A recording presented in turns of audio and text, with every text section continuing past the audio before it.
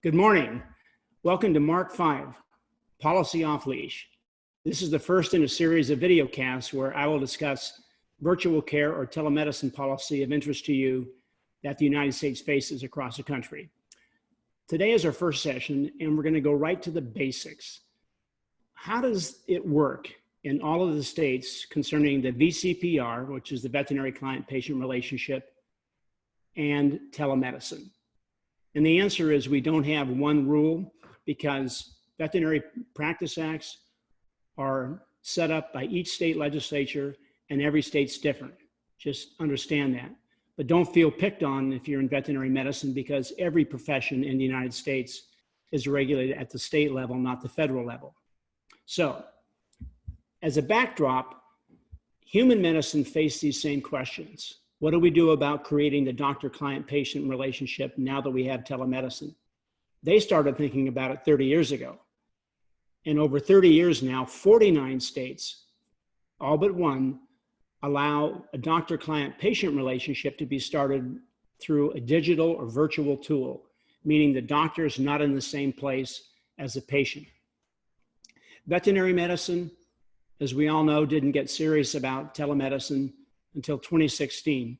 So we have a long way to go. We have 7 different categories. This sounds like a lecture, right? I don't mean it to, but just so you know, the laws governing veterinary, telemedicine, and the VCPR fall into one of 7 categories, and we'll go through each one. And we have very handy, easy to follow maps, and you can see your state and where it fits. So the first category, you could put this on one extreme, is where the State Practice Act has no reference to, and therefore doesn't even define or use the term VCPR. That's the case in Connecticut, Michigan, and in the District of Columbia. So there's 3 jurisdictions that fit that category. Let's go to the other extreme.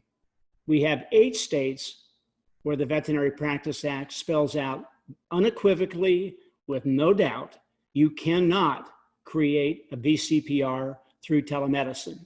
So you'll see that on the map, and we've got some big states there, including California and Illinois and Texas.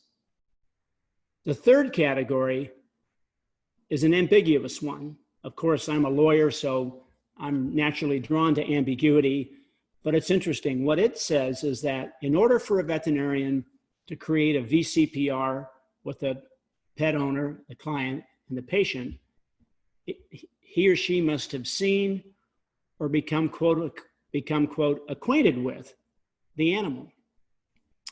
There's no definition of what seen or acquainted with means. And you might say, well, those are common terms. Why would you need a definition? That's not a bad point, but couldn't you see the animal through FaceTime or Zoom?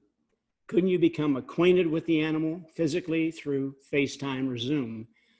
Those issues haven't been addressed by any of these states, and there's 7 that fit in that category. But I'll predict to you, we'll take a look at that now that telemedicine's become so much more popular. The fourth category is a hard line. In 25 states, half of the states fall into this bucket. The veterinarian must have examined or physically examined the animal. And there's no question what states mean by examine. They mean that you're in the same room with, you can touch, hold, and place your hands on the animal as part of an examination. No ambiguity there. The fifth category applies to those 25 states where 6 of them have put an actual time limit on how long your VCPR lasts. And remember, a VCPR means a veterinarian should not begin providing medical care for a pet until this is in place. So it's not just an academic or theoretical thing. And those states, there's 6 of them, basically say your VCPR lasts for a year. That's a tough rule.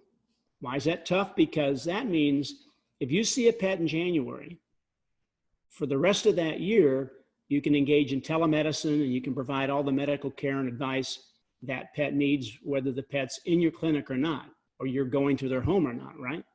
But come the next February, and your client calls you up and is on FaceTime or Zoom and wants to talk about some condition, some limping or some problem with their cat or dog, you've got to make that client come into the clinic as a legal matter, at least. Do I think all veterinarians do this in those states? No, I don't, for good medical reasons. I think they care for the pet, and if the person can't come in or it's difficult to come in, they make their own judgment. But the law says otherwise. So those 6 states are in an interesting category. The 6th category now, if you're keeping track, has only 1 state in it, and it's the state that's actually stepped up and said, you can use telemedicine to create a VCPR, and that's Oklahoma. It's not surprising it's Oklahoma, because back in the day with human telemedicine, Kentucky and Oklahoma were 2 of the vanguard or early progressive states. And they did it for the reason why telemedicine was brought into human medicine and now, frankly, into veterinary medicine in the first place. What's that reason? Access to care. In rural states like Oklahoma, you might be 60, 70, 100 miles from a clinic. And it's not going to work to say you can't get care for your pet or animal if you don't get in a car or truck and drive that distance. So Oklahoma, recognizing the rural nature of much of that state, does officially permit a telemedicine VCPR.